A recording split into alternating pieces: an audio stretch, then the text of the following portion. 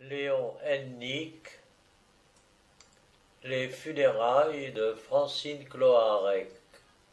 Quand les croque-morts se furent arrêtés devant le numéro 11 de l'impasse de Guelmas, ils jetèrent sur la haute maison sale un regard qui la parcourut de la base au sommet.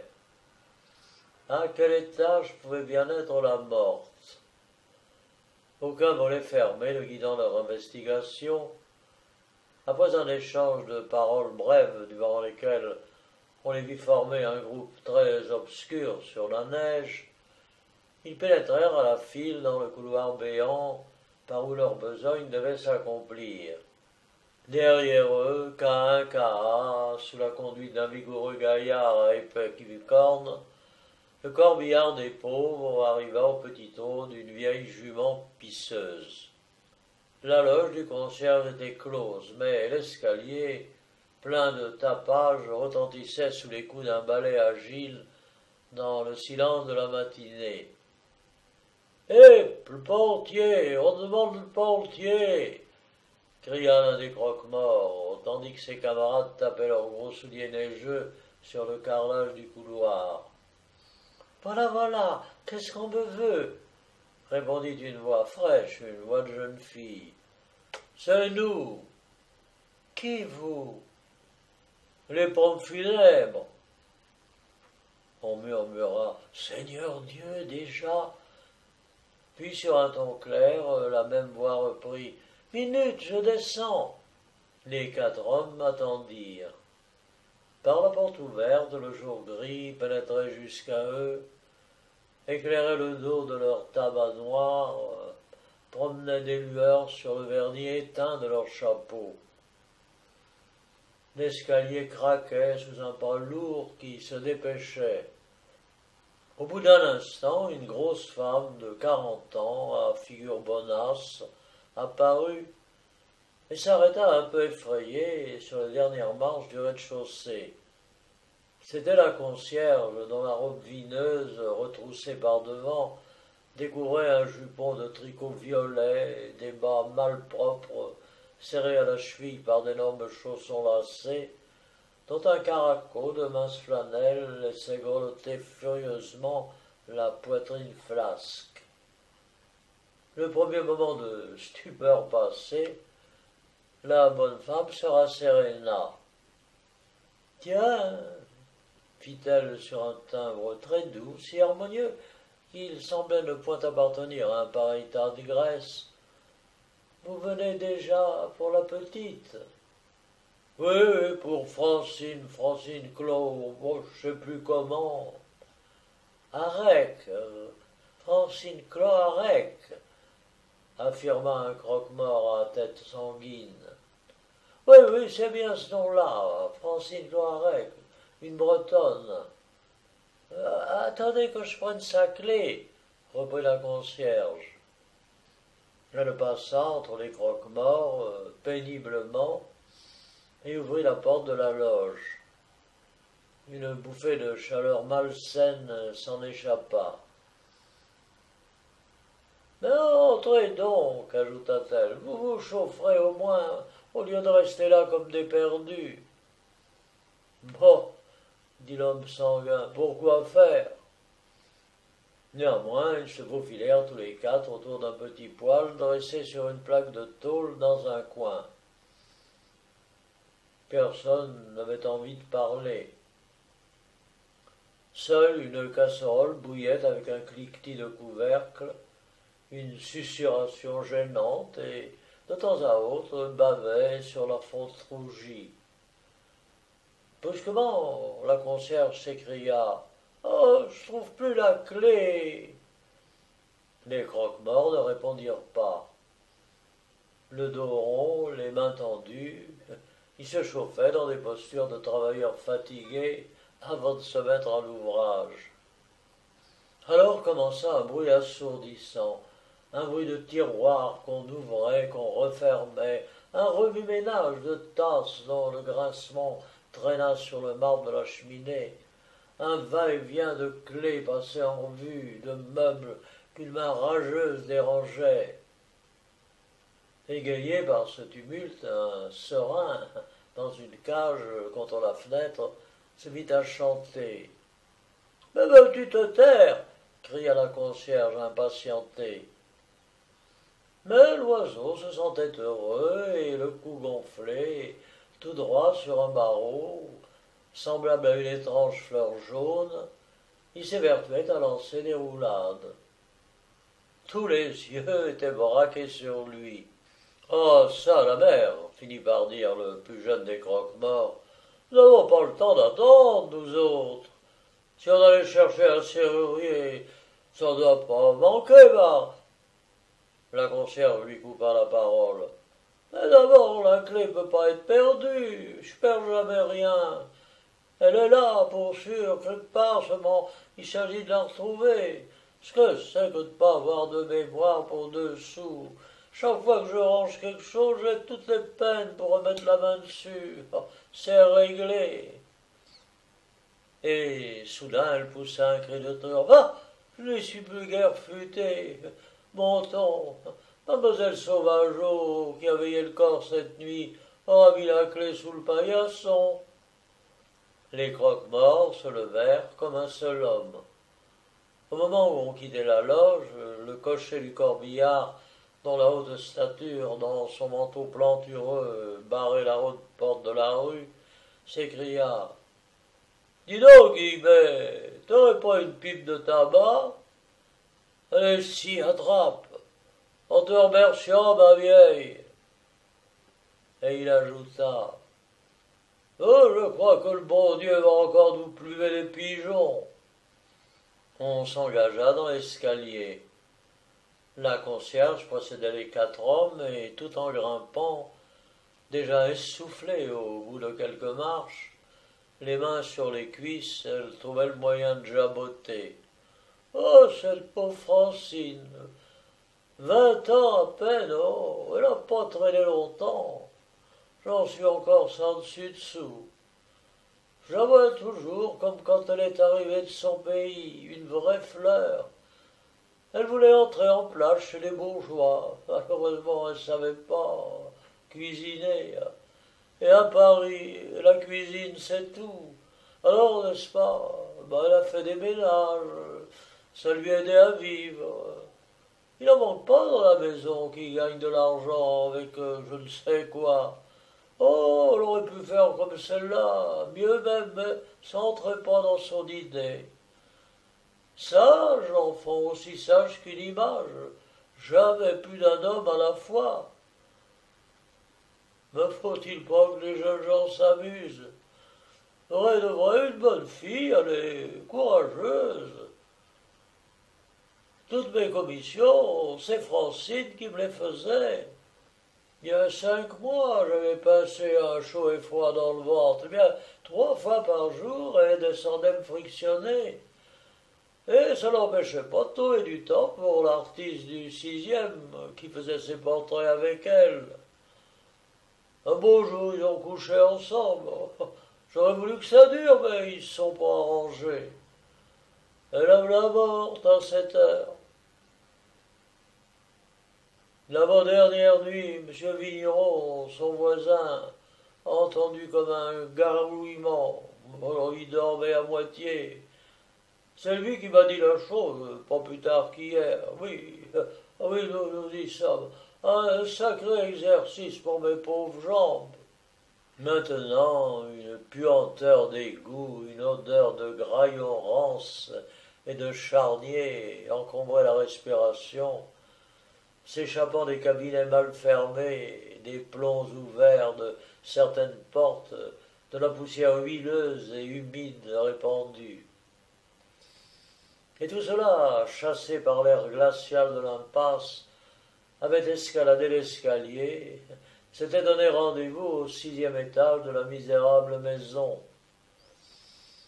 Une tiédeur moite faisait suinter les murs au-dessus des lambris ravagés. Un des croque-morts ne put s'empêcher de proclamer « Credo, ça schlingue ferme !» « Oui, » répondit simplement la concierge. Et, toujours à la tête de son escorte, elle enfila une courte allée au bout de laquelle on fit halte devant une porte basse, percée d'un point lumineux par le trou de la serrure. La porte ouverte à l'aide de la clé ramassée sous le paillasson, une clarté jaunâtre se jeta dans le couloir, inondant de sa pâleur soudaine la concierge indifférente et l'impassibilité de l'homme qui la suivait directement. On entra, les croque-morts ne se découvrirent pas. La petite mansarde était toute grise sous le vasistas entrouvert et chargé d'une épaisse couche de neige.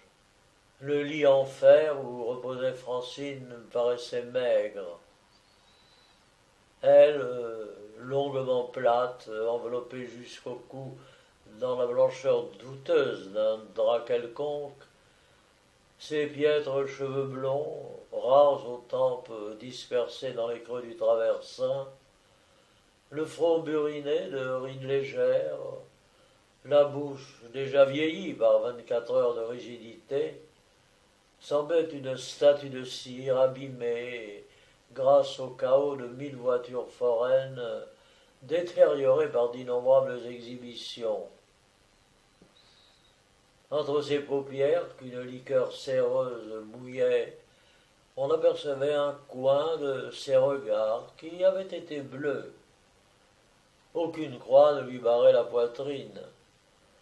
On ne voyait à son côté ni eau bénite, ni chandelle allumée, mais en compensation, sur la cheminée, dans un de ces vases couleur d'absinthe si communs aux étalages des faïenciers, un bouquet d'herbes sèches, jadis cueillies hors barrière, étalait sa fine contexture d'aigrette.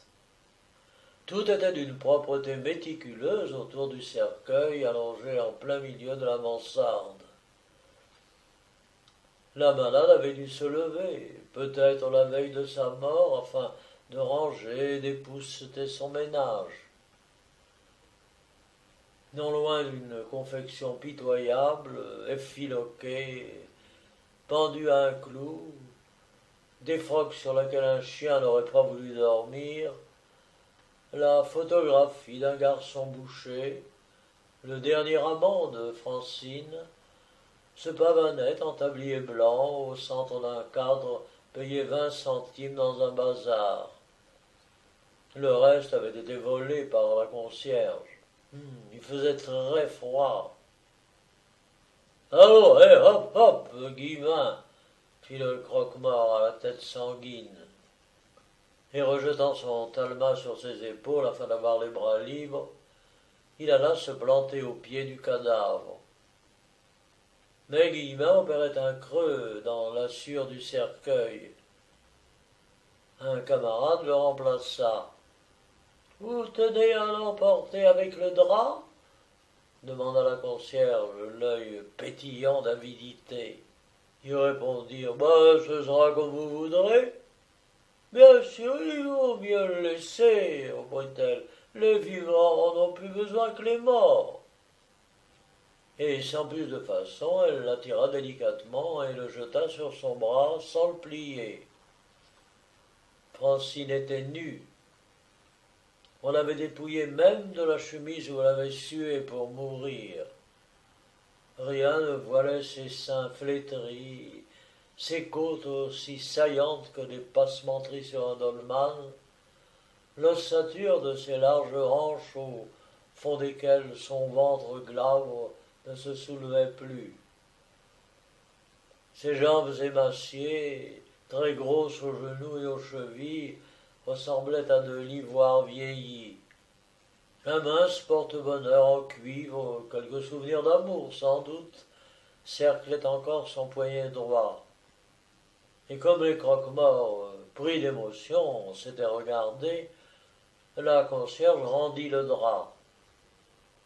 Alors, sans une parole, ils ensevelirent le pauvre corps et le portèrent tout raidi dans son cercueil.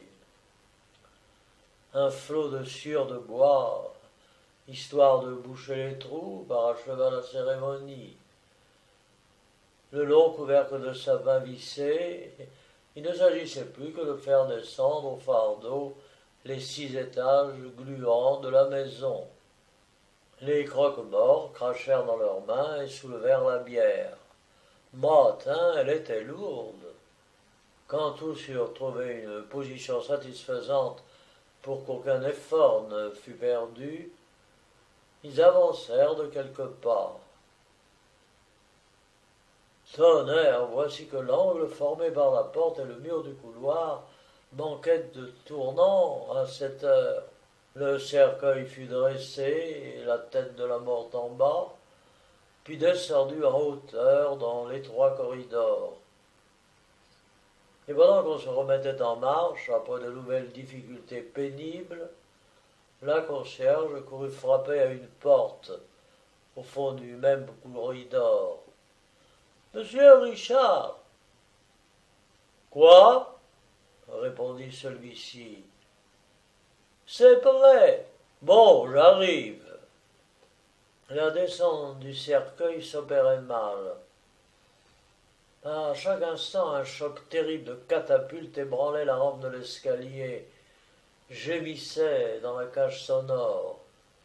Plusieurs éraflures d'un blanc frais entamaient déjà la crasse des murailles. Aux étages inférieurs, des portes s'ouvraient et les gens se demandaient « Qu'est-ce qu'il y a donc ?» C'est alors que la concierge, tremblante pour l'immeuble confié à sa garde, se mit dans la caboche d'intervenir. Et sa voix, naguère si flûtée, avait changé de diapason. « Prenez garde à mon mur, beuglait-elle, courage. Méfiez-vous là, au commun. Oh, il en faudrait un, juste où il n'y a personne. Penchez-vous à gauche, à cause de la fenêtre. Et vous, oui, le grand sec, là, vous gênez les autres. » Elle distribuait ses ordres en capitaine de navire, comme si elle commandait une manœuvre entravée par des vents hostiles. Tous les petits appartements avaient déversé leur monde bavard sur les paliers. Du haut en bas de la maison, à présent, chacun savait que le cercueil de la Bretonne du 6e produisait ce tintamarre. Et oh, jacassaient qui mieux. Et des enfants, abandonnés pour satisfaire d'irrésistibles curiosités, piaillaient comme si on les égorgeait avec un plaisir barbare. Lorsque la bière tranquille traversait les paliers au milieu des locataires, quelques femmes lâchaient un vigoureux signe de croix, d'autres murmuraient « Pauvre fille !» dans la quiétude qui se faisait. Au 2e étage, le heurt d'une querelle de ménage éclata. « Jules, tais-toi, suppliait une femme, le cercueil passe. » L'homme répondit « Bon, bas l'œil !» Néanmoins, Francine Cloarec approchait du corbillard.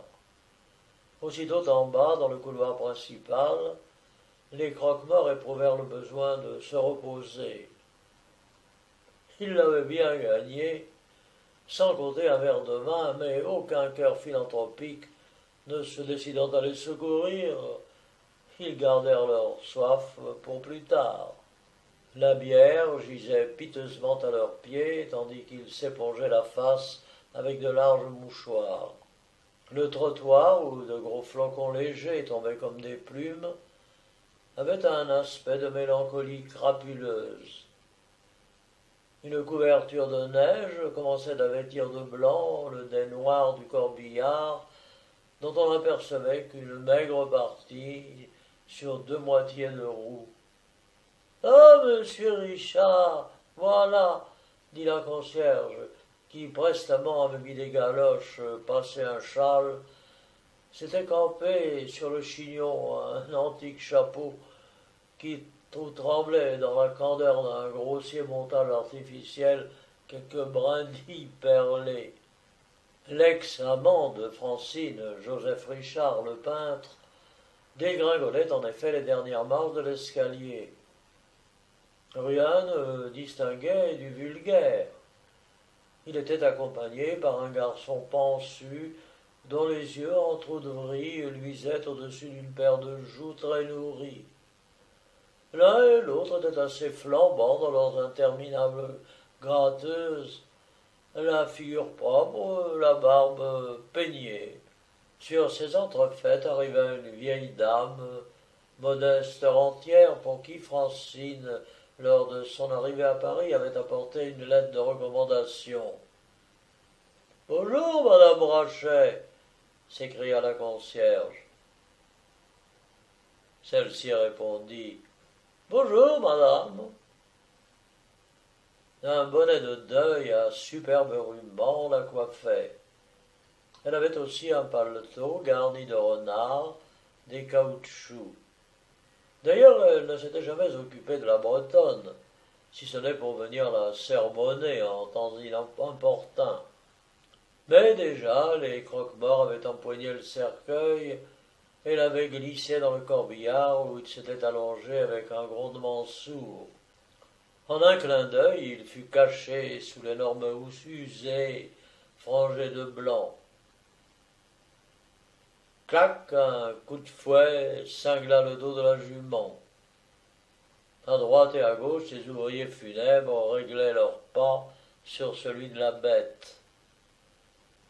3 parapluies s'étaient ouverts, et les gens de l'enterrement se dirigeaient vers le cimetière Montmartre. Ces funérailles éthiques, les pieds dans la neige, le front fouetté par des tourbillons blancs, qu'une brise désagréable entraînait vers le sol, collaient les boutiquiers aux vitres de leurs magasins. Des passants jugèrent à propos de s'arrêter pour suivre du regard l'infime cortège. Lui accomplissait son voyage lamentable. Nulle parole ne s'échangeait. À la hauteur de la rue Coustou, la concierge fixa par une épingle les rubans flottants du bonnet de madame Brachet. La neige menaçait de les mouiller. Devant la rue Le Pic, la vieille demanda « Mais qui donc a payé un terrain à Francine ?»« C'est monsieur Richard, » lui fut-il répondu. Elle se retourna pour considérer le peintre qui marchait silencieusement abrité. Le boulevard de Clichy était méconnaissable. Les jeunes arbres de son refuge striaient de lignes sombres le ciel dont l'écroulement s'accentuait. Les fenêtres des maisons ressemblaient à des yeux d'aveugles. On distinguait à peine la coloration violente des affiches sur les murs grossièrement poudrés. À quelques mètres du corbillard, une paire d'apprentis en goguette traînait un camion où quelques barres de fer se bousculaient avec un fracas tempétueux de féerie. Pas un chien n'aboyait. Tout à coup, au moment où l'on abandonnait le boulevard pour enfiler l'avenue du cimetière du Nord, le voile de neige s'éclaircit. Les flocons cessèrent de se poursuivre, et l'entrée du cimetière apparut dans une vibration du jour clair, à peine tachée par des houppes fragiles, au bout d'un tapis maculé, entre des boutiques encombrées de plantes vertes, d'immortels durement multicolores, de tombes qui attendaient. Une cloche tinta 2 fois, prévenant les fossoyeurs. « Sapristi !» murmura l'ami de Joseph Richard. « Ça manque de gaieté. »« Oui, tu l'as dit, » répliqua le peintre. On franchissait le seuil du cimetière quand un gardien en uniforme bleu, le coupe-chou pendu à un baudrier, s'approcha du cortège. Le concierge prévint sa question. « Francine Cloarec, dit-elle. »« Francine Cloarec, » répéta le fonctionnaire à 2 ouvriers dont la mine était prodigieusement stupide. Ceux-ci, les fossoyeurs, allèrent prendre la tête du corbillard afin de le diriger vers le fosse de la Bretonne. La marche en avant recommença, plus lente encore. On passa le long d'un calvaire en granit. On entra dans une avenue où des sycomores entrelaçaient leurs branches chargées de neige. Au-dessus de la voiture mortuaire, le chapeau du cocher avait des oscillations comiques. Et le cimetière, à certains endroits, paraissait immense, s'allongeait démesurément, tortueux, plein d'arbustes vivaces dont plusieurs avaient l'air accroupis, donnant l'illusion d'une ville peuplée de bizarres et minuscules palais à demi enfouis sous une avalanche. Capricieusement, il s'éclaircissait. Une ligne de sureaux, d'acacias, d'épines dépouillées, hachait le ciel sur un monticule, semblait une envolée de quelque chose, puis les horizons se remettaient à mourir, un aplatissement de terrain amoindrissait tout, et la sinistre architecture des croix et des tombes envahissait de nouveau les deux côtés de l'avenue dans une sorte d'éblouissement crayeux. Une incompréhensible excitation, malgré la froidure, attaquait les nerfs, s'exhalait de la placidité même du paysage. D'arbre en arbre, des roitelets s'amusaient à suivre l'enterrement. Mais depuis 5 minutes, une conversation s'était engagée entre le peintre Richard et son ami. Peu à peu, le corbillard les avait distancés, et maintenant ils gesticulaient à qui mieux mieux. La conversation avait dégénéré en dispute. « Alors, tout ce que nous voyons là n'est pas épatant ?» disait le gros pensu. « Peu, » faisait Richard, « tu m'affliges.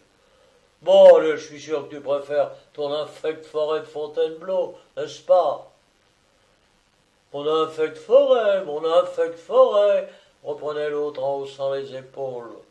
Oh, ton ignoble forêt, si tu le préfères. Oh, tu sais, voilà trop longtemps qu'on nous bassine avec cette forêt-là. D'abord, je te défie de m'y trouver un seul arbre vrai. On les rend pittoresques aussitôt qu'ils commencent à pousser. On y a mis des rochers en carton-pâte. Mais tout ça, c'est des paradoxes, répliqua vertement le peintre. Il y a des gens qui soutiennent aussi que la neige n'est pas blanche partout. Ben non, elle n'est pas blanche partout. Tiens, arrive, je vais te montrer quelque chose que t'as jamais vu, toi qui demeures à 3 pas d'ici, arrive. Ils dépassèrent une route qu'un égouttement continu emplissait d'une même note, tournèrent à leur droite, gravirent une légère côte, et bientôt s'arrêtèrent sur un plateau où des tiges d'ortie desséchées hérissaient la neige autour d'eux. Là, ils reçurent une commotion. Une vaste étendue de cimetières abandonnés resplendissait sous un jour de pénombre, était claquemurée. L'atmosphère implacable avait l'air de vouloir s'éterniser ainsi. De la neige, toujours de la neige. Les arbres en étaient tristes. On en apercevait sur la crête des moindres aspérités, sur les ifs et les fusains épars. Entre deux talus où elles s'allongeaient moins accidentées, des traces de pieds rompaient sa monotonie, fuyaient en tournoyant comme un vol de pigeons dans un ciel cotonneux, et cela ne se perdait qu'à une espèce de bois sacré, où des tombes écroulées les unes sur les autres, bousculées par le temps, éventrées par les hivers, dans un enchevêtrement de croix et de palissades brisées, d'arbres, de plantes, de buissons morts, faisaient rêver à on ne sait quelle vengeance canaille, autrefois assouvie. Le souvenir de Francine Cloarec s'éloignait du peintre et de son ami. Il ne pensait plus au corbillard. Un saisissement vague, une inquiétude tranquille les agitait seuls, les gênait un peu. Ils auraient été incapables de l'appliquer à quoi que ce fût, mais elle existait. Joseph Richard prit la parole. Non, non, non, ça nous a tout de même un sacré caractère. Parbleu, fit le gros pensu. Puis il ajouta: Ah, tu commences à comprendre, eh bien, hein, je reviendrai. Ah, ah, vois-tu, le pétard au salon sur une grande toile.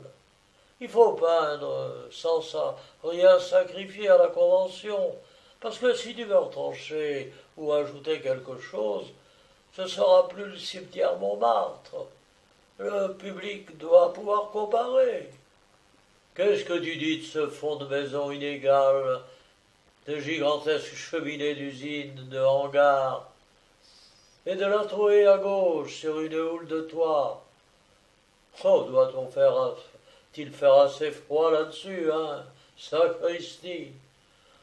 Mais quand t'auras fourré dans ton tableau la lutte, ce tas de bâtiments que nous voyons, un hospice sans doute, le moulin de la Galette avec ses 5 ou 6 drapeaux qui valent pas la corde pour les pendre, tu pourras te vanter d'avoir eu sous les yeux un fameux coin de nature. Tiens, en ce moment, aperçois-tu des tons roses là-bas sur la neige, des finesses bleutées, des jaunes exquis et toutes sortes de phénomènes d'irisation parmi les ombres pâles? Le sentiment de ça, c'est la solitude. Donc, pas de personnage idiot. Et tâche d'avoir de l'intelligence pour ne pas ressembler à la plupart de tes confrères. Ils promenèrent encore pendant quelques minutes leur contemplation sur les splendeurs du paysage d'hiver, mais une lassitude avachissante les envahissait et leurs yeux devenaient troubles. Oh, fit tout à coup le peintre, l'enterrement, nous oublions l'enterrement. Oh oui, c'est vrai. Sans plus tarder, ils regagnèrent d'un pas accéléré l'avenue que précédemment ils avaient quittée. Personne n'était là pour leur indiquer le chemin à prendre. Ils se sentirent très embarrassés. L'idée de suivre les traces du convoi sur la neige ne leur vint pas. Et ils se regardaient, la face ahurie, ne sachant à quel saint se vouer. Un corbillard, qui se dirigeait vers eux, ne tarda point à les rejoindre. C'était celui de Francine, mais la Bretonne n'y était plus. « Cocher, où est la fosse ?» demandèrent-ils. Celui-ci, son grand fouet à la main, se tourna sur le ciel de la voiture pour leur crier « Toujours tout droit !» À 100 mètres plus loin, ils croisèrent les croque-morts dont le retour s'effectuait avec une satisfaction visible. « Mais où est la fosse ?» répétèrent le peintre et son ami. Les 4 hommes répondirent « Un peu plus loin, sur la droite. » En effet, un peu plus loin, sur la droite, la concierge barrait un sentier. « Ah ça, monsieur Richard, d'où venez-vous » cria-t-elle. Le gros pansu soufflait bruyamment. Il salua la vieille madame Brachet, dont le nez se terminait par une goutte brillante. Or, tandis qu'un des fossoyeurs jetait sur le cercueil la première pelletée de terre, quelques flocons se remirent à danser. Ils voltigeaient d'abord dans le ciel gris, puis glissaient vers la neige du sol. Les pelletées commencèrent à se succéder avec des chocs roulants. Chacun restait cloué à sa place.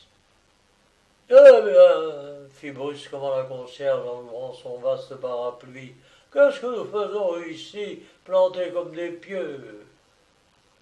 Allez, nous la ressusciterons pas. » Puis, l'âme heureuse, elle ajouta: « Dites donc, madame Brachet, c'est pas tout le monde qui serait sorti par une fichue neige comme ça. » La vieille dame ébaucha un sourire angélique, et on s'en alla. Ainsi eurent lieu les funérailles de Francine Cloarec.